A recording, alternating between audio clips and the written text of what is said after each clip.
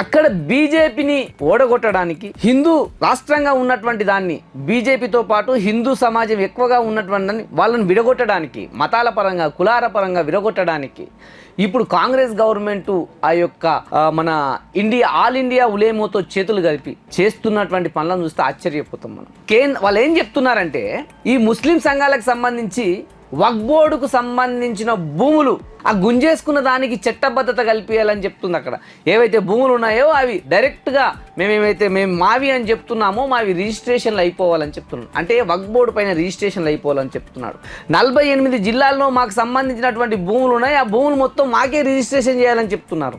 వక్ఫ్ board అభివృద్ధి కోసం అంట 1000 కోట్ల రూపాయలు ఇవ్వాలంట మహారాష్ట్ర ప్రభుత్వం. మంది పొలాలను గుంజుకొని నాశనం చేస్తుంది.